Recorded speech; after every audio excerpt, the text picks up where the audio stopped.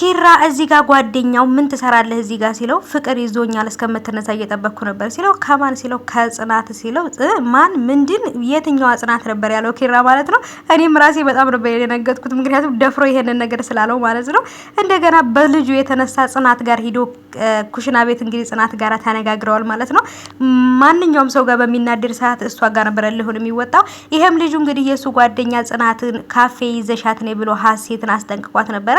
ሀሴትን እያስጠነቀቃት ያለው በምን እንደሆነ ባይገባኝም ብቻ ግን የሆነ ነገር ሲጠይቃት ታደርጋለች። የምትፈራው ነገር አለ። አሁንም ቪዲዮ እጁ ላይ ያለ ይመስለኛል ልጁ። ሀሴት ግን ያደረገችው ነገር በጣም ተመችቶኛል። በጣም ነው ያመሰገንኳት። ምክንያቱም ለጽናት ከምጠጣው መጠጥ ላይ ይሄን ጨምሪበት ብሏታል። ለምን ብላ ስትጠይቀው እሱ ላይ መለከትሽም ነበር ያላት። ግን ደግሞ ሁለቱም ላይ ነበር ጨምራ የሰጠቻቸው። ሁለቱም ነበሩ የተኙት ማለት ነው። ይሄንን ባይሆን ግን ጽናት ብቻ ብትሆን የወሰደችው ምን ሊያደርጋት እንደሆነ በጣም ከባድ ነበር ውሳኔው። ሰላም ሰላም ውድ የተከበራችሁ የቻናሌ ተከታታዮች እንዴት ናችሁ? ከኔ ጋር ሁሉ ሰላም ነው። ሰላማችሁ ይብዛልኝ ባላችሁበት ውድ ቤተሰቦቼ። ለቻናሌ አዲስ ከሆናችሁ ሰብስክራይብ እያደረጋችሁ ቤተሰብ ሁኑ። ነባሮች ደግሞ እንኳን በሰላም መጣችሁ ብያለሁ።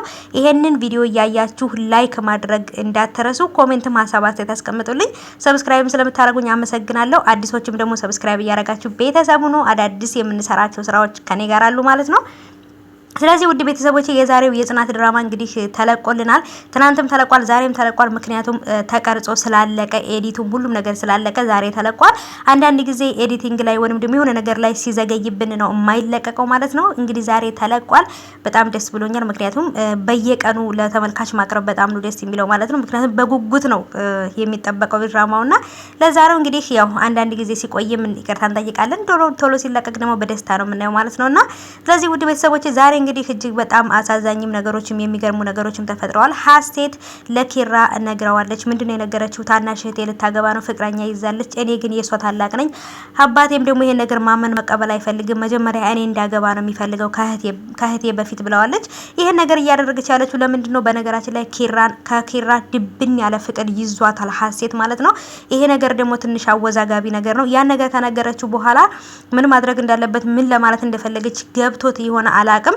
በጽናትም ምክንያት ይሁን በሀሴትም ምክንያት ይሁን ኪራ ከቤት ወጥቷል። ኦሬዲ ከቤት ውስጥ የለም ልጁ።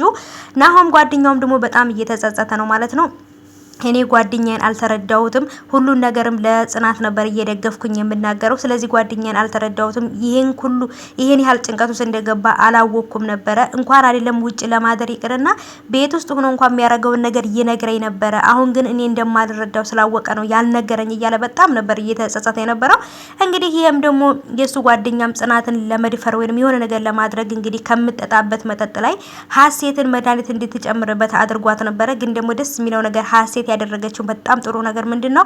የሁለቱም መጠጥ ላይ ነበር የጨመረችው። ምክንያቱም ልጁም ጽናትም ተኝተው ነበር ማለት ነው። ግን ደግሞ በጣም ከባድ ነገር ነበር የወሰነው። ምክንያቱም ሀሴት ማታስተውልና ደደብ አይምሮ ያላት ልጅ ብትሆን ግን ጽናት ላይ ብቻ አድርጋ ልጁ እንደፈለገ እንዲያደርጋት ታረግ ነበረ። ግን ደግሞ የልጁን ጭካኔ ስለምታውቅ ሁለቱም ላይ ጨምራ ነበር ሁለቱን የሚያስተኛቻቸው። እዚህ ጋር ያነቃት ለምንድነው? እንግዲህ ወደ ሐኪም ቤት ልትሄድ ነው መሰለኝ የአማኑኤል ሆስፒታል ወይንም ደግሞ የህሙማን እንትን ውስጥ መድኃኒት አልቆብህ ልገዛ ነው ብዬ ነበር ስትለው በጣም ነበር የተበሳጨው። ስለዚህ አስጠንቅቋት ጽናትን ካፌ ይዘሻት እንድትመጭ ብሎ ይዟት ሄዶ ነበረ።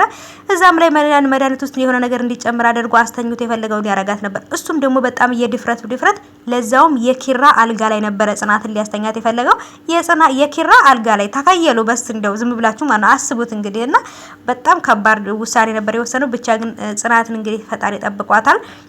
ከዚህ በኋላም ደግሞ ልትጠነቀቅ ይገባል ማለት ነው። በጣም ከባድ ውሳኔ ነው ልጁ እያረጋ ያለው።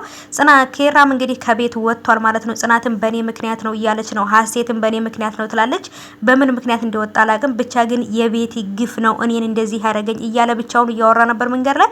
ብቻ ግን ትንሽ በጣም አሳዝኖኛል። ምን መወሰን እንዳለበት ምን ማድረግ እንዳለበት ግራ ተጋብቷል። እናንተስ ደግሞ እንዴት አያችሁት? ሀሳባችሁን የኔ ተመልካቾች ኮሜንት ላይ አስቀምጡልኝ። ምን ደስ አላችሁ? ምንስ አስከፋችሁ? ኮሜንት አስቀምጡልኝ።